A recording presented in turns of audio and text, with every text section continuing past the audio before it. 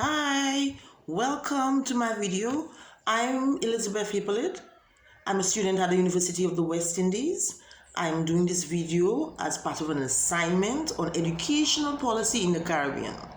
We have been given the task of choosing an educational policy and bringing it out to an audience, a public audience. So, I have chosen to do students' responsibilities. Students' responsibilities as per the Education Act of St. Lucia.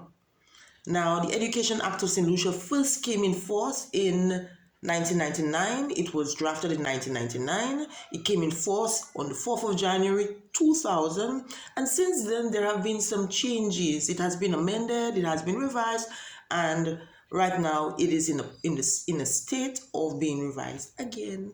Okay, so this is quite an exciting thing for me. I want you to know that the aspect I've chosen is one of those that has not changed over the years. Not much has been amended. In fact, it has stayed the same.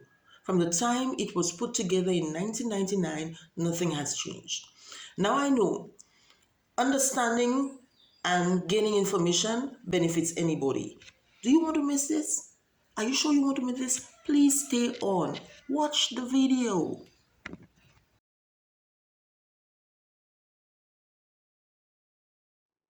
All right, so before we move on, there are a few terms we need to understand. So I've entitled this Introduction of Terms, and as you would see, we have the words policy, regulations and rules, students' responsibilities, public schools, assisted schools. These definitions are so crucial before you can move on into the other parts of the video. So if you guessed that education in St. Lucia did not always exist as it does right now, you were correct.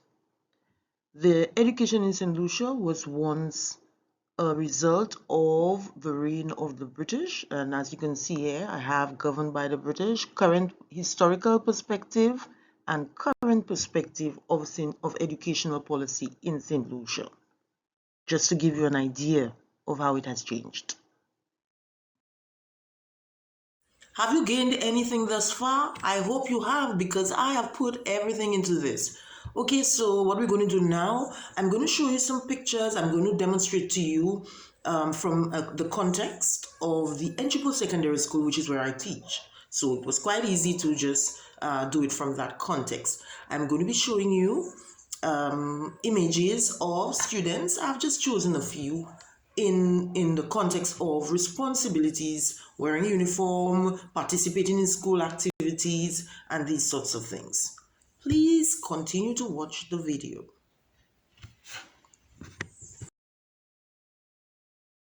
It would be quite remiss of me to talk to you about this aspect of the law in St. Lucia, this policy, student responsibilities, without giving you an idea of what it is. So this is it right here. Number 17, student responsibilities, and these are the subsections A to E.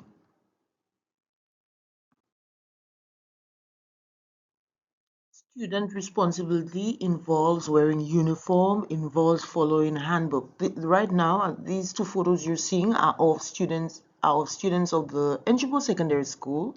Like I said to you before, this is where I teach, and I was given permission to use this. And this is the student handbook, which has all the guidelines for students coming in. When they come in Form 1, they're given this, and they have to take it with them all the way through to Form 5. Okay, student responsibilities. So we're at that point. We now have to deal with the nitty-gritty of it all, the strengths of the policy on students' responsibilities and the weaknesses of the policy on students' responsibilities. I've placed them side by side because I want you to look at them. You know, there is a basis for further implementation of rules. This aspect of the law enforces uniforms and uniformity. All of these are the strengths, and there is cohesion and unity in the school setting as a result of expectations and responsibilities of students. These are the strengths. The weaknesses now, the terminology is non-precise. As you know, every school has to then further up and get its own handbook, and sometimes there are issues that arise. The strident enforcement of the policies sometimes gives way to unnecessary pressures on individuality, of course, of the student. And the last one I have here, principals and teachers enforce rules that afterward may be deemed open to interpretation, leading themselves into legal issues. And we all know as a teacher and as a principal, that's something you do not want. Slide that I've placed here deals with positive impacts and negative impacts of the policy, on schools and on teaching learning. And this is so important. I've highlighted a few. You can see the ones that are so important. Do you agree with any of these, by the way? I'm just asking. I know you can't respond, but you surely should have a view by this point. Now, I know this is what some of you or most of you were waiting on, okay?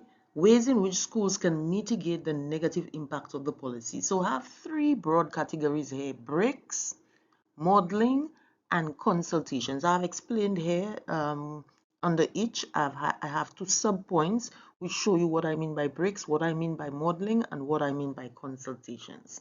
We have to do something to mitigate the negative effects. We can't just stay and say, well, that's the way it is.